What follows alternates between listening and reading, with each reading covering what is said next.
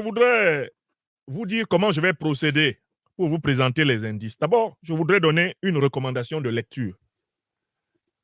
C'est ce livre. Je le recommande à toute l'Afrique des libertés. Le livre de William Engdahl. William Engdahl. Il a écrit un livre intitulé « Le charme discret du djihad ». Et le sous-titre est très intéressant. L'instrumentalisation géopolitique de l'islam radical. Le charme discret du djihad, l'instrumentalisation géopolitique de l'islam radical. Je recommande à tous ceux qui le peuvent de commander ce livre et de le lire intégralement et de le faire lire. Le livre a l'avantage de rassembler toutes les preuves que ce qu'on nous appelle le djihadisme, ce qu'on nous appelle le terrorisme religieux ne sont pas religieux du tout. Ça n'a rien à voir avec l'islam en tant que tel. Il s'agit d'une vaste opération de déguisement et de camouflage des intérêts des puissances impérialistes derrière la manipulation des thèmes religieux. Le livre démontre et documente cela. La 4e de couverture dit ceci.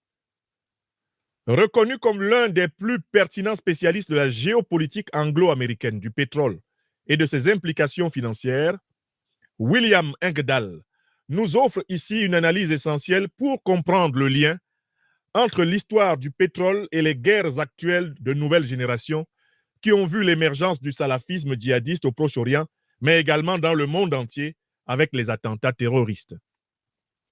Les vieilles logiques impériales britanniques de contrôle des matières premières stratégiques ont donné lieu à l'utilisation en sous-main de mouvements idéologiques extrémistes pouvant recourir au terrorisme. Actualisant des logiques similaires, les États-Unis ont pris le relais de l'Angleterre, instrumentant l'extrémisme wahhabite et d'autres sectes comme la Confrérie des Frères musulmans ou le mouvement Gülen. Des pays comme l'Arabie saoudite, le Qatar et la Turquie ont ainsi été poussés à encourager partout le chaos terroriste. Il s'agit d'atteindre les objectifs définis il y a plus d'un siècle par le géographe britannique Mackinder, à savoir contenir le développement de la Russie, de la Chine et de l'Iran, ou pour reprendre les mots de Zbigniew Brzezinski, de s'assurer, citation, qu'aucun rival eurasiatique n'émerge capable de défier les États-Unis.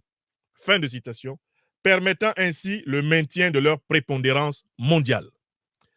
Pour garantir à tout prix leur hégémonie vacillante, les États-Unis se sont engagés dans une folle fuite en avant en utilisant les méthodes les moins avouables. Fin de citation. Ça, c'est la 4e de couverture que je viens de vous lire, la 4e de couverture. On commence la conférence par de la lecture parce qu'il n'y a toujours pas suffisamment d'Africains qui lisent. On leur a menti à certains qu'il n'y a rien dans le papier, alors que tout est dans le papier. Tous les plans qui sont en train d'être appliqués contre l'Afrique, ils sont dans le papier. Ils ont été rédigés, ils ont été pensés par des gens, des théoriciens, des experts, des spécialistes, des stratèges se sont assis et ils ont conçu ce qui arrive à l'Afrique. Pendant ce temps, il y a un certain nombre de voyous et d'ignorants qui se promènent en Afrique pour dire qu'on ne fait rien avec papier, on ne mange pas papier. On fait tout avec papier, on mange papier. C'est papier qui fait manger l'homme. L'homme est un animal des lettres. C'est un animal qui écrit. Homo scriptorum, homo est. Si tu ne lis pas, si tu n'apprends pas, si tu n'écris pas, si tu ne comprends pas ce qu'on écrit, tu es un danger pour toi-même et pour le monde.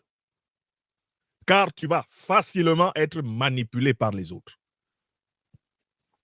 Lire, écrire, comprendre, discuter de ce qu'on a lu, confronter ce qu'on a lu, ce qu'on a compris avec les autres points de vue, c'est une condition pour être humain, pleinement humain. Écrivez ça.